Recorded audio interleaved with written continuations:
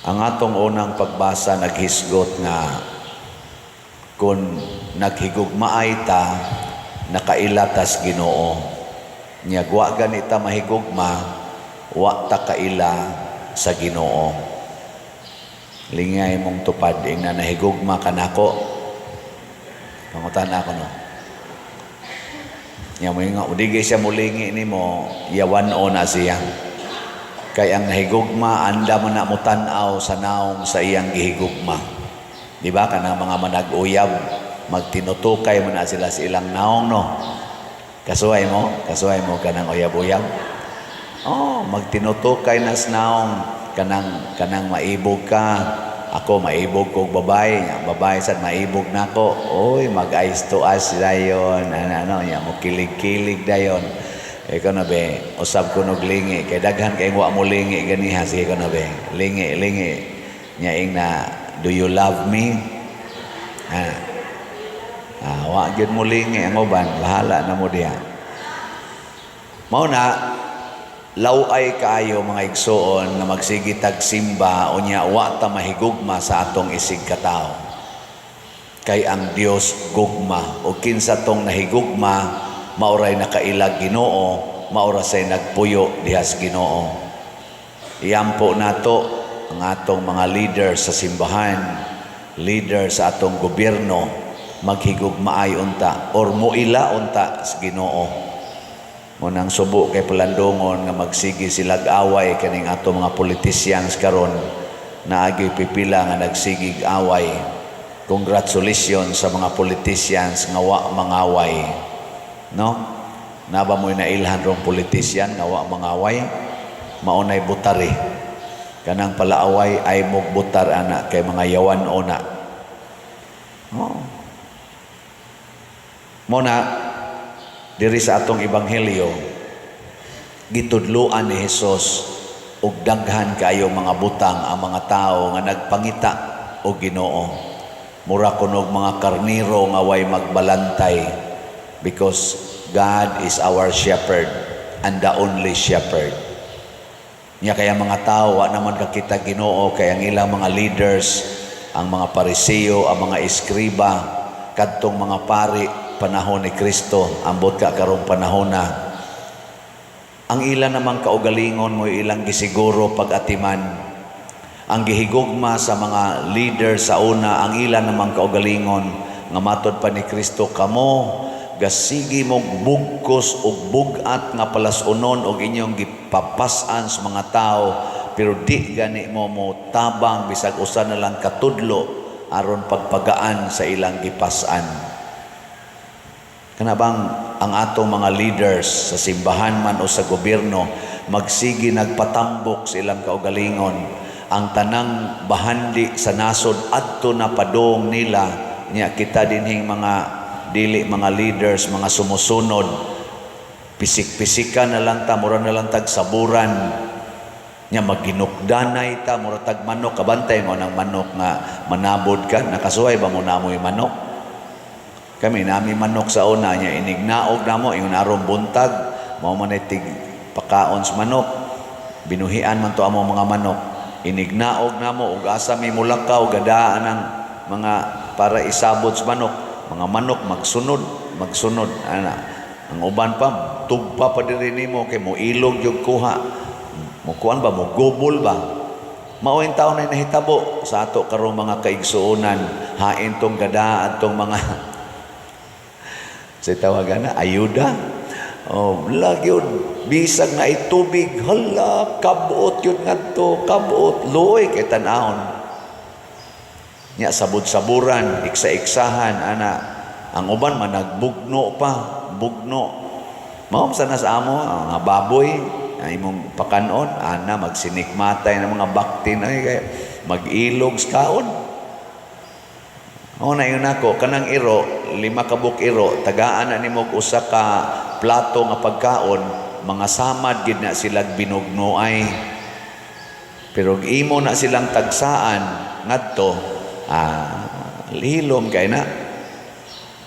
Nya sa inyong paminaw, kita ro mga Pilipino, gitagsaan tagpakaon, pasabot, sufficient ang atong pagpakaon o nag-ilog ta. Ha? Jesus, di nila sa itong parokya, pastang inilugay niya, way hapit pagkaon.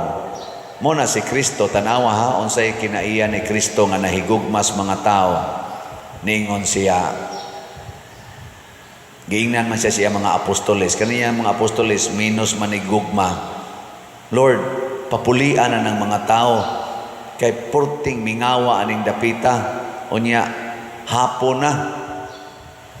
Niya, pila to kabuk tao. Ang lalaki, 5,000 kabuk. Di, nagito'y kuyog mga bata, mga babae. So, mga 10,000 to sila kabuk. Siyunan ka ng 10,000 katao, imong tanaw na ng dakong disyerto. Yung iluha na tanawon, dinigis ato manimba, tag-500 ra, mura magay tag-ngiluhan. Unsa nagkag 10,000, unya gipanggutom pag yun. Ikaw ana, ikay organizer. Karon mag-rally man kuno ng mga iglesia ni Kristo, karong sunod Pizza 13. Mga kuan kuno na, di sa rin na mga 10,000, daghan kuno millions kuno na, millions. Kana, gutumon man gina. Di ba? Ya, unsaon man na, ang leader ana. Oh, andaman ginagpagkaon. Mao na, si Kristo, wa mag-uol nga naman, kay nahigugma man siya. Kanang nahigugma di gina mag-uol.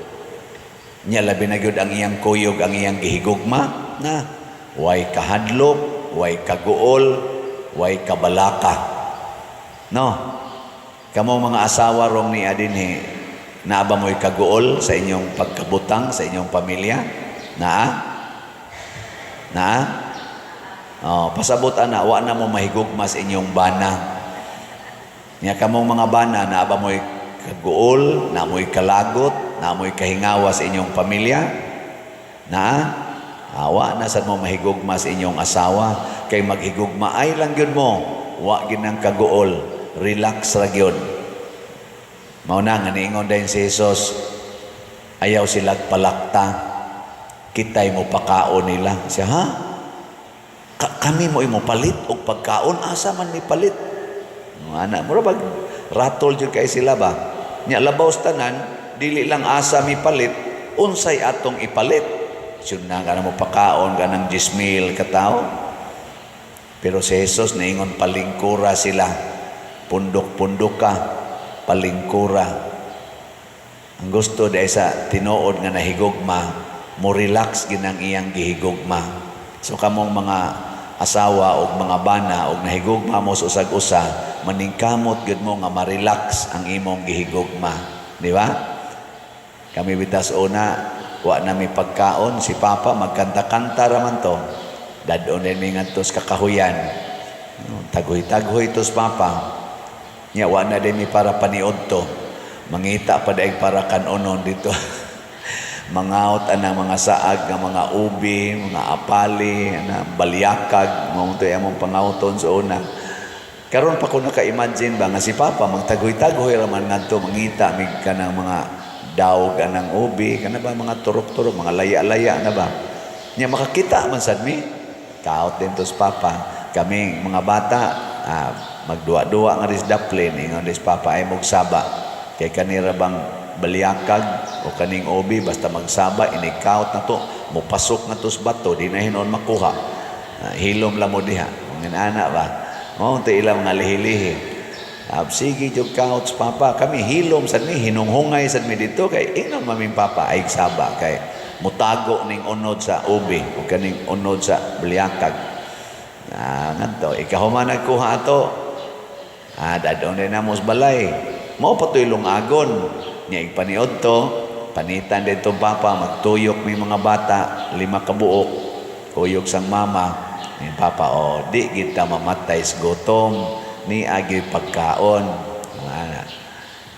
Karoon pa sa kauna-huna nga, nganong na-relax man to sa Papa nga, 5 kabuok bata, niya, mangita pa kag pagkaon, mo ito gitawag o kakhatuka yun. Mo na karon na relax ra gyud ko, mahurot ning slots o sa dili, moingon ra gyud ko, naara gyud mo palit ani. Ana ba na katon-katon sa kong Papa. Pero ang pinaka-reason gyud ay kay si Papa nahigugma ni Mama, nahigugma sa namong mga anak. Si Mama noon lahi sa tong iyang gugma namo kay punayan mamiglatos. Sige latos kay nahigugma kuno siya namo, sige latos. Si Papa nahigugma ni Mama, musugot lag latoson, di gyud masuko. Ana, si Papa ba? Kami di sad mi niya ako nakasuway ko gikusi kong Papa sa akong dunggan, giana ba? Murag kausara gyud kay akong gikulata akong maguwang. Ako may buangon sa una. Ako sang maguwang. Panagsara kay mo sukol na ako. Sukmagon bitaw na ako. Dugo lagi di aring may baba. Pagkakitang Papa nga akong gisukmag. Ikaw yun kapag. Muragog ni Koto akong dunggan. Gibunlot kong Papa. Ako magyong sukmagon ako maguwang. Buutan in taong kay akong maguwang. Mauna nga. Katura. Relax gining nahigugma. Ikaw na beling nga imong tupad na relax ra kanako. Ikaw ba relax ra kanako. Klaro kayo ana ma-relax kayo pa na mabayring utang nimo. Relax, palingkura. Muna dinis atong parokya daghan na kay tag project nga nahimo. Salamat sa mga namalit og slots. Kay relax ra gid ta. No? Mura, unsa may inyong na feel karon sa ato mga projects dinhi? Sobra naman ni 100 million atong project. Dinhilas parokya ba? Unsa may inyong paminaw? Na pressure mo na relax. Kusgan. Kay wa mamoy palit pa. Di ay bitaw relax ra gid ta. Naman gani ni text nako karong bag-o nga nagkautang-utang kuno siya gyud, nagkautang-utang sa iyang pagpa-eskwela sa iyang mga anak, pero bisan pa man kuno ana past 4 years wa gyud siya hunong palit og slot dinhi matagbuan, usay usa ka slot ana duha ka slot matud pa niya, pero nagkautang-utang gyud siya sa pag-atiman siyang pamilya. Siya pa der may gyud kay Ginoo kay nilampos ang akong mga anak og eskwela. Nya karon ang usa naka-abroad, ang usa maayong trabaho. So karon pa der no naka-extend na gid mis among balay nako nindota kay nipalit mo sa kuno siya si Tio katong atong gipangtukod og balay. Ang iya sa kunong balay naka-extend na sad kuno siya. Nya wa na sad siya utang. Wa unsa mo tubag ang Ginoo? Ang naghatag sa 5 ka paan og 2 ka isda giulian ni Kristo og 12 kabukag nga paan og isda. Pasabot matud pa sa unang pagbasa ang tinuod nga gugma mao kini, dili kita maoy unang nahigugma sa Dios, siya ang nahigugma nato. Unya kay ang gugma manghatag man, ang gugma mo parelax mas atong kinabuhi, kita nga nagsigig higugma gawas nga hatagan tagdaghan pa marelax pagid atong kinabuhi. Muna ka na mga gubot kaing pamilya, kuwang ana niya paghinatagay paghigugmaay. Kung gubot ang inyong pamilya karon, tingali gasigi ra gyud mo sinuguay, gasigi og pangayuay, demanding kay mo nang gubot paghinatagay ra gyud mo. Paningkamote ra gyud ninyo mga ginikanan nga relax ng inyong anak, di sige hagsugo. Nya mga anak sad maningkamot sad nga ma-relax ilang ginikanan pagkanindota. Kabantay mo sa sitwasyon sa tong kalibutan karon. Relax ba o tensyonado? Tensyonado. Ako bisan tinuod dili gini mao tingali ang kanini ang di gini mao ba ang tawag ko nato mahitabo ba, pero naminaw ko sa mga balita karon na hapit na molingkod si President Donald Trump. Ang iyang gipangbuhat gusto niya pahunongon ang gubat sa iyagong inaugurasyon karong 20. Giimbitar niya ang head sa China. Ang leader ba sa China, iyang giimbitar mga leader sa unsa pa to? aning Argentina. Kana bang naabitay mo rag na nagtensyon? Iyang amigo si Putin, iyang mga diplomatic sila nga mga communication ba? Kaya di siya gusto gubat. Gusto niya partnership sa pagpalambo sa kalibutan. Mao nang kanindot aning mga leader sa nasod sa tibok kalibutan nga maningkamot nga mahunong ang gubat. Sa inyo sang balay na masay ginagmayng gubat, di ba? Kada adlaw na magyaw-yaw, no? Na ba? Pahunungan na. Ilisi o gugma. Nya, aron dunay kuan, dunay gugma, dunagay mo antos.